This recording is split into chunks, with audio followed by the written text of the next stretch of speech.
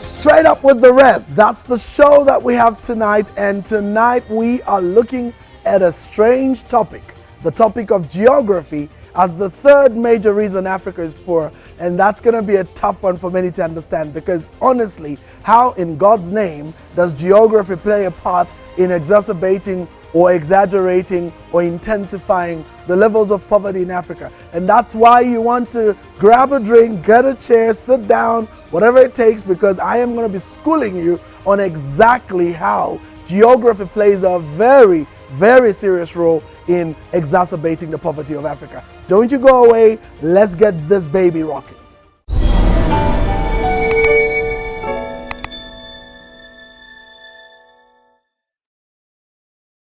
Right, so geography is a subject that most people know from school. I mean, all of us were taught geography this, geography that, prairies in the Saskatchewans, and God knows what else in Europe. Totally irrelevant as far as I'm concerned, but that's my opinion. Please don't stop studying geography. But I'm going to be getting into looking why geography is a big factor in perpetuating poverty in Africa. It's actually the third major reason of the 5 reasons why Africa is poor. If you recall, we looked at number 5, which was poor institutions, number 4, which was weak institutions, and now number 3 is geography. Now, according to Wikipedia, geography is a field study of the lands, the features, the inhabitants, and the phenomena of the earth. Thus, modern geography is an all-encompassing discipline that foremost seeks to understand the earth and all of its humans and natural complexities, not merely where objects are, but how they have changed and come to be. Geography has been called the world discipline and the bridge between human and physical science. So geography is divided into 2 main branches: human geography and physical geography. So we're going to be looking at the challenging factors themselves. What are the issues that cause this poverty? The challenging factors themselves. Look, put it this way.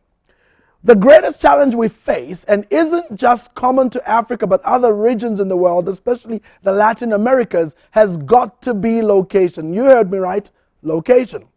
The fact that we are located in the tropics isn't without its great challenges, the results of which are still being battled fully. Our first greatest challenge lies in the environment. That's right, the environment. This is seen most certainly in the inability to keep or rear domesticated animals.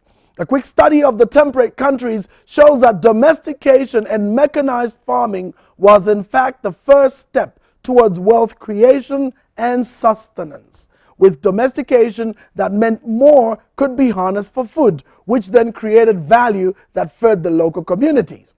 The regular precipitation, that means rain, meant that you had long periods of wet and moist ground, which translated into more food security, better crops, less diseases, and abundance of food. My friends, in the tropics, that's another story altogether.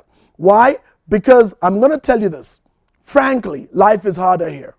Some of the factors that bring about the hardness of life include livestock diseases, human diseases, as well as extremely hostile environments. So let's begin by looking at the first one, which is diseases for livestock. Now, one of the most dreaded vectors that plague livestock is the tsetse fly. I'm sure you remember that from school. Now, let's talk about the tsetse fly. It's really bad, okay? They are regarded as the major cause of rural poverty in sub-Saharan Africa. Those are not my opinions. That's what they say. Because they prevent mixed farming. See, the land that is infested with tsetse flies is often cultivated by people using hoes rather than more efficient drought animals because, why? Nagana, the disease transmitted by tsetse, weakens and often kills these animals. Those cattle that survive produce very little milk. Gravid cows often abort their calves, and manure is not available to fertilize the worn-out soils. I guess you didn't know that. The disease Nagana, or African Animal Trypanosomosis, or AAT, causes gradual health decline in infected animals, reduces milk and meat production, increases abortion rates, and animals eventually succumb to the disease. In other words, they die. And actually, according to the statistics, annual cattle deaths caused by trypanosomosis are estimated at 3 million.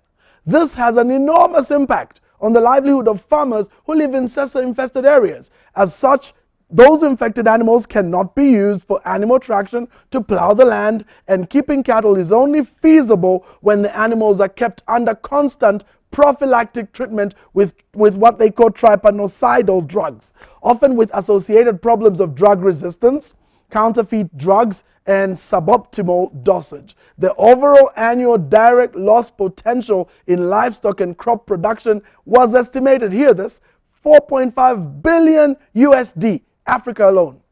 The tsetse fly infests nearly 10 million square kilometers of sub-Saharan Africa, and many parts of this large area is fertile land that is left uncultivated. I'm going to tell you so. You know, this is one of the reasons why when Chinese come, they get shocked with why there's nothing being done. It's because there is nothing that can be done. It's actually called green deserts. Why? They cannot be used by humans and they cannot be used by cattle. And this explains why generally you may see tracts of empty land that has not been fully exploited for farming.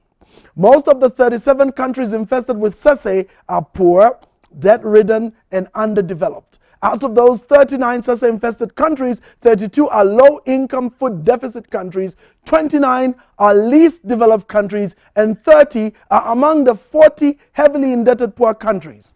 Eradicating the tsetse and trypanosomosis problem would rather allow African countries, the rural African communities, to reclaim areas at the continent and greatly increase food production. Only 45 million cattle out of, listen to this, 172 million present in sub-Saharan Africa are kept in tsetse-infested areas, but are often forced into fragile ecosystems like highlands or the semi-arid Sahel zone, which leads to overgrazing by animals and overuse of land by people for food production. And in addition to this direct impact, the TTT, that's the trypanosomosis, discourages the use of more productive exotic and crossbred cattle, and then it depresses the growth and affects the distribution of livestock populations. It reduces the potential opportunities for livestock and crop production, especially mixed farming, through less drought power and cultivate land and less manure to fertilize.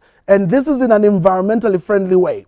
The soils, therefore, cannot be used for crop production, and as such will also affect human settlements. This is why you see that people avoid those areas, and they are, of course, unused. Now, tsetse flies transmit a similar disease in humans. It's actually called the human African trypanosomosis, HAT, or sleeping sickness. In school, we used to joke, ngombe.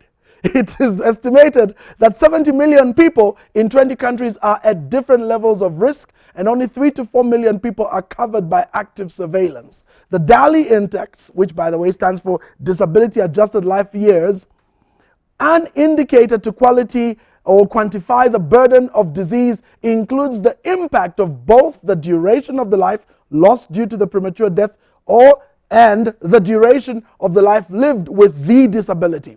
The annual burden of sleeping sickness is estimated at 2 million DALIs. Since the disease tends to affect economically active adults, the total cost to a family with a patient of about 25% of the year's income. It will actually take away that much.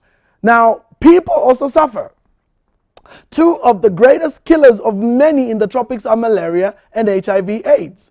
And these are related opportunistic infections and diseases that come along with that. And we all know how much these two diseases have ravaged the sub-Saharan African continent and robbed it of some of its finest sons and daughters. Statistically speaking, the numbers are mind-numbing. Malaria is widespread in the tropics and subtropic regions that exist in the broad band around the equator. And this includes much of the sub-Saharan Africa, Asia, and Latin America.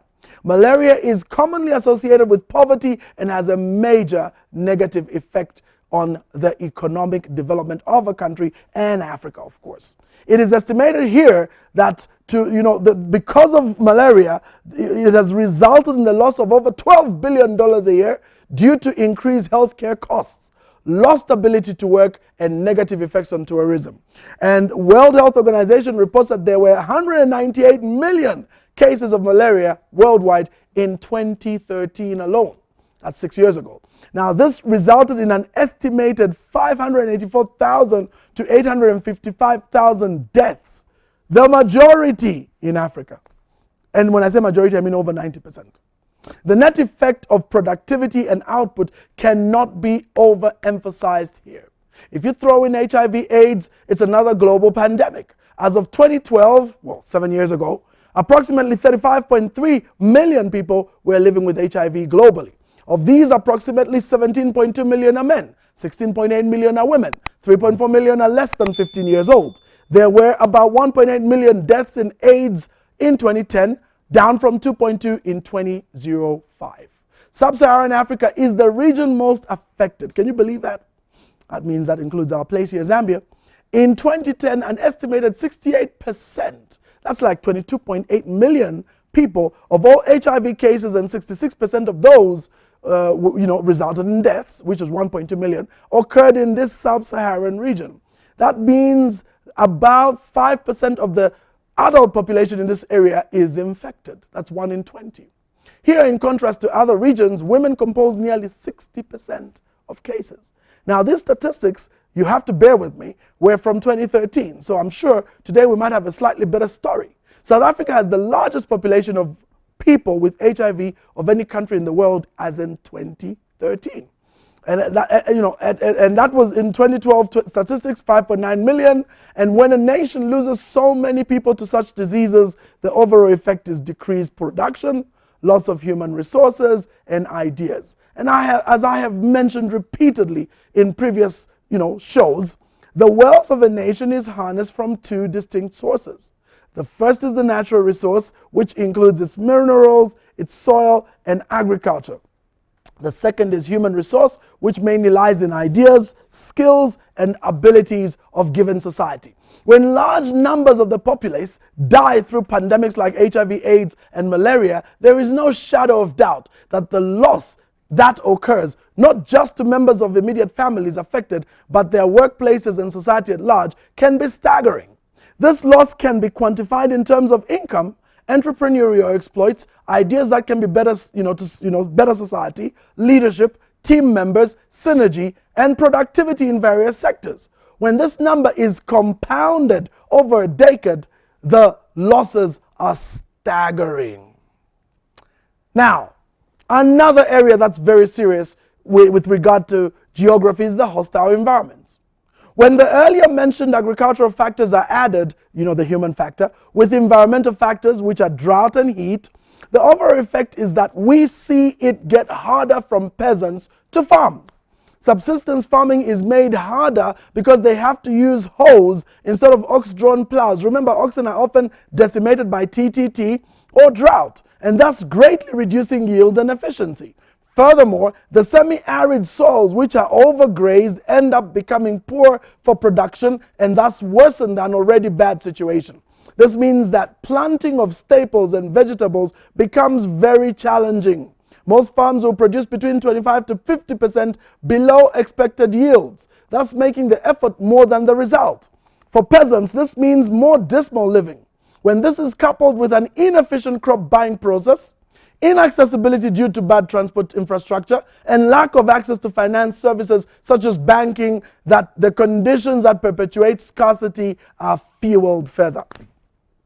This leads to dire straits which force many of the rural population to end up migrating into the urban areas seeking better life. And remember, since the cities are usually already lagging behind in provision of basic services and welfare, the result is shanty compounds. You know what those are? Those are illegal town shacks. Strained resources. And remember, resources are meant to ensure the supply of and management of clean water, sanitation, healthcare, education, policing, and the like, and thus leading to the poverty we see today. There is talk about highly mechanized and scientific farming. Yes, that would be easy if the general condition factors were corrected first. What are those general conditions? Strong institutions, effective revenue collection, professional civil service. But the cost of doing this is gargantuan. And since most governments in these African countries have very inefficient to porous ways of collecting revenue, they are left without the means to collect the situation. And therefore, the poorest continue to suffer constant lack. See, there's another area which most people don't realize, being a landlocked country. Zambia is a landlocked country. There are great challenges for that, right? You see, for these countries, the situation is made worse by their location, as they have to literally import everything. If they do not have high productivity in place to ensure they counter the importation with large export base, then they suffer because why? The net effect of having more expenditure than income becomes a reality. So look at this. Transportation costs for trade and exchange are always inherently harder for these countries, Zambia inclusive.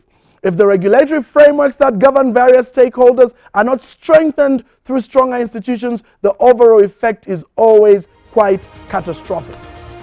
Now, in the next episode, which we're going to be getting into, I am now going to show you how precisely, listen to this, natural resources, weak institutions, and poor governance, when combined, can lead to dreadful poverty for the majority of citizens and untold wealth for a minuscule minority. You see, on that show, I'm going to show you that when you have rich countries in terms of wealth, and then you have weak, those items I just mentioned, the dangers of this will be terrible. And I'm going to contrast two great African nations in order to showcase precisely what I'm speaking about. You don't want to miss next week's show, because I'm going to show you precisely how this has affected Africa and put us in a very bad place. Have a great day, and we'll see you next time.